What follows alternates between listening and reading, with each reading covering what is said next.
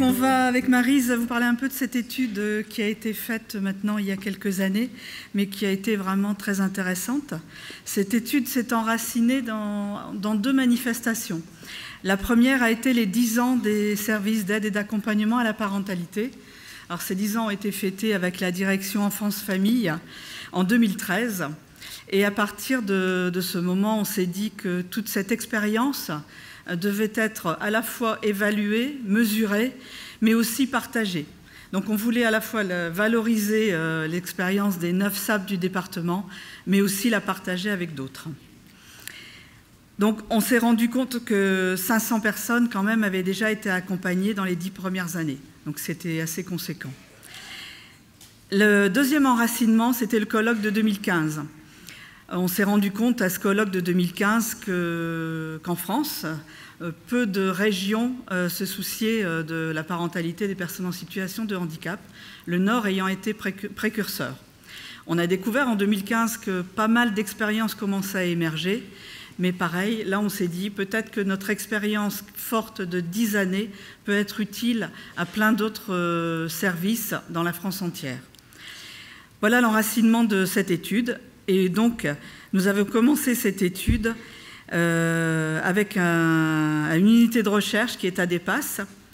Donc, il y a d'ailleurs Cédric Routier qui doit être dans la salle, je pense. Et aussi en interviewant des familles. Donc, on a interviewé une quarantaine de familles. Des familles qui n'étaient plus accompagnées. Et donc, on a vraiment eu le souci d'interviewer des personnes qui étaient sorties du dispositif et de voir un peu leur cheminement et de voir si effectivement cet accompagnement, on va dire assez précoce, était utile dans leur vie de parents. Et donc, on a aussi, pour compléter l'étude, analysé les rapports d'activité des 9 SAP sur les 10 années qui étaient passées. Donc voilà, donc l'étude a été assez conséquente et Maryse va vous expliquer un petit peu les résultats. Merci. Donc moi, je vais essayer de partager avec vous les tendances générales de ces résultats. Donc comme le disait Valérie, 41 familles ont été interviewées donc par une consultante pour assurer l'objectivité. Et c'est une étude qui a été faite entre 2004, enfin sur des parents ayant été accompagnés entre 2004 et 2015. Donc on a majoritairement des familles entre 26 et 45 ans. Je vais juste donner quelques chiffres rapidement. On a un peu plus de femmes que d'hommes accompagnés. 76% vivent en couple. Pour la moitié des couples, les 2 parents sont porteurs de handicap intellectuel.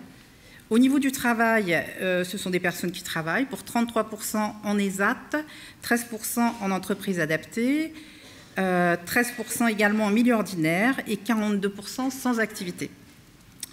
46% des personnes bénéficient d'une mesure de curatelle et 37% n'ont pas de mesure. Au niveau des enfants, ce sont des enfants qui sont âgés de 0 à 6 ans. Comme on l'a dit précédemment, les services du département ont recentré l'action des SAP sur la prévention précoce. Donc on accompagne jusqu'aux 6 ans de l'enfant. Donc évidemment, il n'y avait plus d'enfants de plus de 6 ans, sauf quelques dérogations. Et 65% des enfants fréquentent la crèche de 0 à 3 ans ou sont scolarisés à partir de 3 à 6 ans. 15% des enfants ont besoin d'une intervention médico-sociale. Orthophoniste, psycho, psychomote, voilà. Pour 70% de familles, ils ont 1 ou 2 enfants. On n'a pas beaucoup de familles nombreuses. Et 57% ont un réseau social relativement proche, amical, professionnel, voilà. Au niveau de la clé d'entrée, sur cette période, même si je pense qu'avec le temps ça a un peu évolué, 28% des familles sont orientées par les UTPAS de chaque territoire, 25% des APEI et 14% de familles elles-mêmes. Et on sent une évolution depuis 2015. On a des familles un peu plus qui viennent demander de l'aide. Il y a l'histoire de la pérédance des parents en ESAT qui parlent des solutions qu'ils ont pu trouver. Voilà. Au niveau de l'arrêt, de l'accompagnement, on verra tout à l'heure, c'est quelque chose qui reste un peu compliqué, comme on le disait. Il y a de multiples raisons, soit parce qu'une mesure judiciaire a été nécessaire pour protéger l'enfant, la famille était en difficulté, soit les besoins en termes d'accompagnement s'atténuent, soit l'enfant a atteint l'âge de 6 ans. Alors, ce que déplorent quand même les parents, à 42%, c'est un peu les relais défaillants à partir de 6 ans. C'est vrai qu'il existe beaucoup de choses sur tous les territoires pour les enfants de 0 à 6 ans, pour les ados, un peu aussi. Par contre, pendant la période de latence, il y a un creux et on a du mal à trouver des solutions et des relais. En tout cas, ce que disent les familles, pour 78% de familles interrogées, que les choses se passent plutôt bien avec leurs enfants.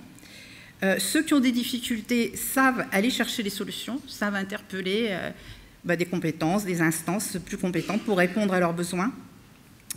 Même si 4 familles interviewées ont connu un placement pour leur enfant, ce placement s'est passé un peu moins violemment parce qu'il a été accompagné et les parents ont pu saisir les motifs de ce placement et aussi s'impliquer et s'inscrire pour le retour de cet enfant en travaillant avec les équipes de l'ASE. Ce qui est noté aussi dans cette étude, c'est qu'avec un soutien vraiment approprié et adapté, les familles sont vraiment en capacité de développer des habiletés pratiques en termes de vie quotidienne, en termes de recherche de solutions, en termes de sécurité pour leur enfant. On a des interventions flexibles, modulées. On a vraiment des parents qui ont besoin d'établir un climat de confiance pour évoluer. Et voilà.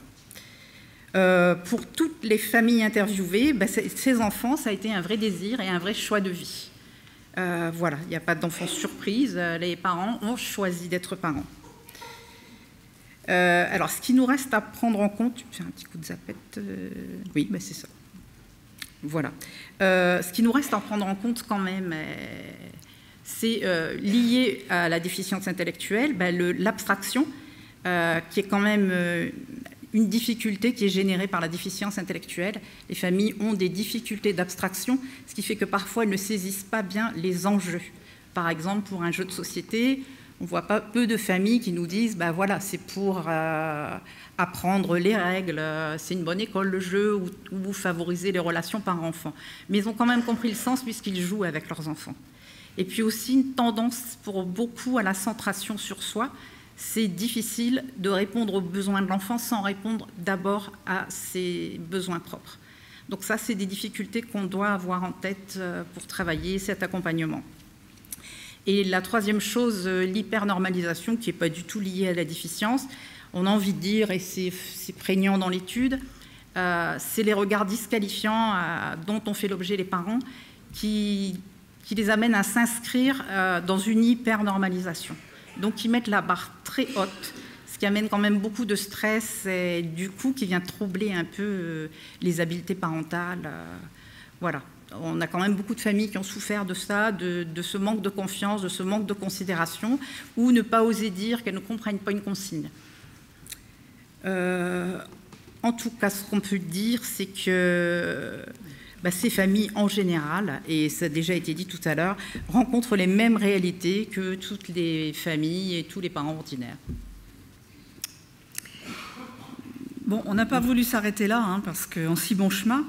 Et donc, suite à l'étude, on a fait une journée de travail avec l'ensemble des services d'aide et d'accompagnement du département pour essayer de construire des fiches conseils. Donc, il en est sorti 4 fiches conseils. Donc, vous verrez dans l'étude, puisque l'étude sera disponible sur le stand des SAP. Donc, 4 fiches conseils élaborées par les SAP. La première étant de développer une posture professionnelle. Donc, c'est la question des représentations. Essayer d'amener aussi nos partenaires à avoir des représentations un peu différentes. D'éviter les jugements. De s'appuyer sur les compétences et les forces des familles. De garder une objectivité dans la situation, de créer un lien de confiance. Sans ce lien de confiance, c'est absolument impossible de travailler en cohérence avec les familles. Et tenir compte de l'environnement familial. La famille est rarement isolée, et donc il y a un environnement qui est important. La deuxième fiche, c'est faire émerger les compétences parentales. C'est se baser sur l'expérience parentale. Les parents qu'on accompagne ont déjà des compétences, ils savent faire des choses, donc c'est partir toujours de leurs compétences. C'est amener les familles à construire leurs solutions sur les difficultés rencontrées.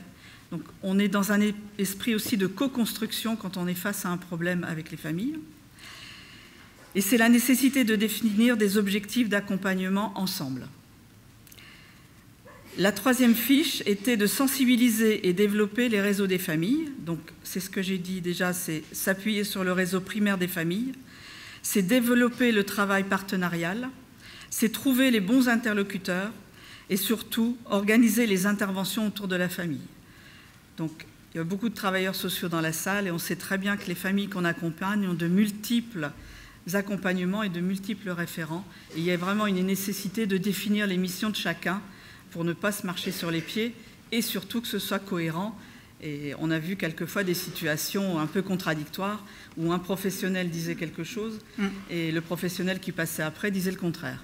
Donc il y a vraiment une nécessité de coordination du travail. Aussi, on attire l'attention sur cette fiche à la communication, dans la communication qu'on peut avoir les familles, d'être très clair, très simple, pour que ce soit bien entendu. Et la dernière fiche, c'est développer les outils au service de l'accompagnement à la parentalité. Donc il y a une co-construction des outils avec les familles. C'est l'utilisation de moyens simples comme le FALC, le facile à lire et à comprendre. C'est à base aussi d'actions collectives, donc on va vous en parler après, juste après dans les tables rondes. Et c'est la création d'outils, donc on va vous en présenter 2 aujourd'hui. Donc une clé facile qu'on vous expliquera tout à l'heure qui permet d'avoir une bonne communication avec les écoles et des livrets de maternité qui ont été co-construits avec la maternité de Roubaix qui peuvent aider les familles aussi pendant la grossesse et après à la maison quand le bébé est né. Et donc voilà, tous ces outils viennent soutenir notre accompagnement et sont importants aussi. Voilà, et vous retrouverez tout ça sur les stands tout à l'heure et vous pourrez aussi avoir quelques exemplaires.